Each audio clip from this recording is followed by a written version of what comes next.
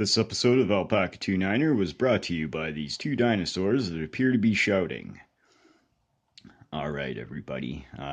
Thanks to everybody who's choosing to tune in. It is a lovely Tuesday morning here in Edmonton, Alberta, Canada. We had a day last week. Uh, Wait a minute. We got to back up a bit on this story. So, it's Edmonton's a big place, like, or not Edmonton, Alberta's a big place. Like, it's just a little bit smaller than Texas. And of course, during the summer months, we get wildfires here. It's just we got a lot of forested land here, a lot of dry deadfall, a lot of dry conditions, and it's actually getting drier. And thusly, it doesn't take much to set a very dangerous fire that's going to burn up a lot of land and put a lot of people at risk. So last week, the prevailing winds kind of blew all the smoke from these wildfires right over the city. And the smoke was such that there's a persistent odor of campfire throughout the entire city and the whole area, and the smoke was thick enough that visibility was, I don't know, about 200 to 300 meters at best. And you could even look up in the sky and observe the sun directly unaided, by any sunglasses or welding goggles. You just look up in the sky and it's this round red thing. So, and I had gone on, from my usual bike ride, because I am a smoker. Uh, Smokers have a little bit more resistance to this sort of thing. I know on the news they were telling, if you have breathing problems, if you have asthma, if you're elderly, or if you're really young, maybe you want to stay inside today because, it's pretty thick out there and it could cause you problems. And I suppose that is one minor advantage that smokers actually have, is that we kind of have a little bit of resistance towards, breathing shitty air. So I went for my regular bike ride, and at one point in my ride, I stopped at the top of the river valley, and if you kind of look over the valley, you see, a lovely view of the river valley and the Mootart Conservatory, and you look farther on, and you can see all of downtown. But not that day. You could not see downtown. The best you could see is maybe sort of a hazy outline of a building way off in the distance. So, but I'm glad that's cleared up. We are currently under a fire ban in the city due to dry conditions. We just haven't gotten a lot of rain, which kind of sucks, but it's a safety thing. And I mean, like, if you had seen the ravines and the river valley here and seen all the deadfall in the wooded areas like that in very dry conditions, that could be a recipe for disaster. So enough about the silly weather and the silly forest fires. Let's get on to something a bit more pressing. So I had mentioned in the last episode or an episode before that there was a good possibility that my good friend and mentor Badger and I would be doing a presentation at a local elementary school.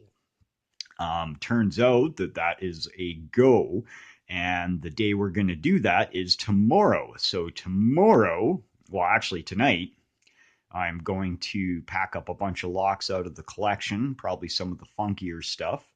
And yeah, we're going to go down to an elementary school and we're going to show these kids some stuff about locks and different kinds of locks and how they work, and maybe consider a career in locksmithing. So yeah, that's pretty cool. Anyways, a couple of goodies from my good friend and mentor Badger. Uh, this is a master number 575.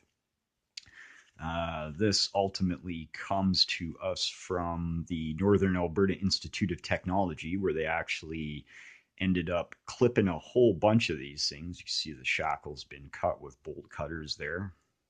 Um, I don't know why they actually just didn't pick these, because it just would have been a lot less effort than, busting out the bolt cutters. And why ruin? I mean, I know it says master. I know it's an easy pick, but I kind of do have a weakness for these locks with these all brass bodies.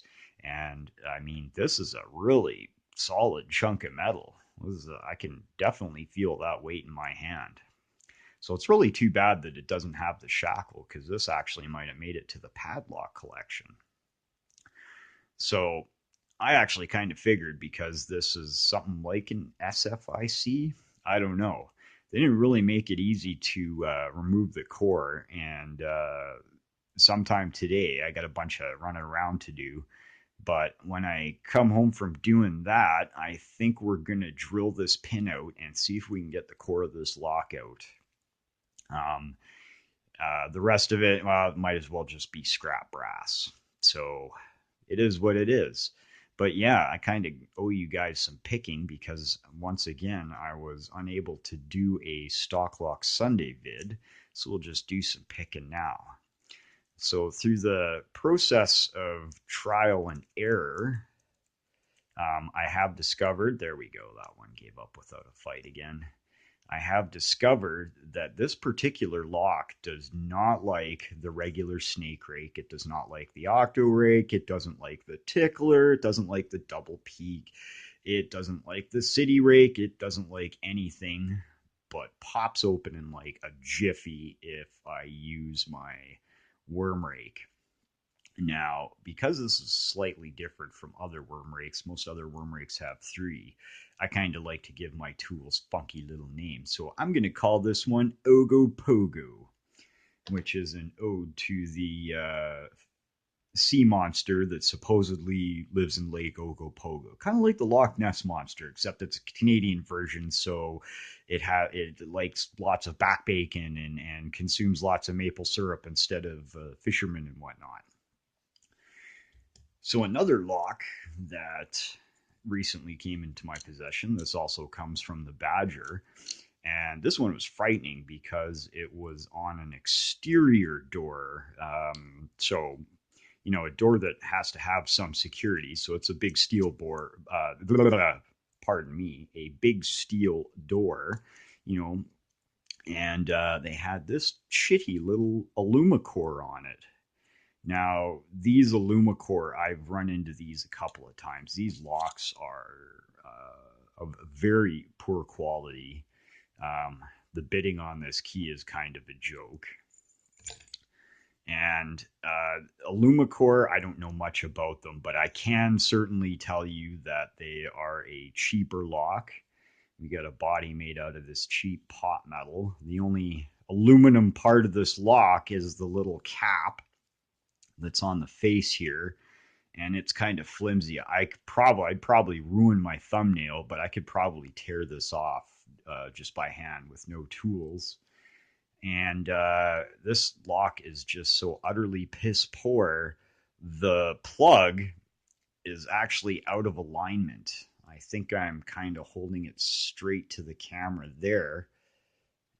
I'm wiggling the plug back and forth here, but in its normal position, it's actually sitting kind of cockeyed by, like, I don't know, almost 5 degrees, I guess. So this is a really piss poor lock, and I kind of chuckled when I heard that this lock was actually on an exterior door, because it's just such a piss poor lock. I don't even know that I would use an Alumacore to secure something interior, and the reason why will become obvious in a minute. Oh, we'll just get our octo rake jiggly do, and she's open. So, folks, do not use Alumacore locks. These things are just hideously bad. So I don't even think this one's going in the practice collection. I have a funny feeling this one's just going to go to scrap. And these shitty keys, I know this is a really bad attempt at a Schlage clone, but oh yeah, these are really cheap, shitty keys. I'm not even going to keep the keys. They're not worth keeping. So that one will go off to the side for now. Yay. Let's toss that off to the side. And the last one here is this no name core. Appears to be a core of not terrible quality. Got a bit of an oddball keyway. It sort of looks like the reverse of a Y1, but it isn't because a Y1 at the top actually has a curve. This one isn't curved. It's just kind of a angled but going in the opposite direction of a Y1. I'm going to look this up. I'm sure I can find this. We'll bust out the Ilko book in a little while and, have a look for that. But we'll go ahead. We'll see if we can rake this bad boy.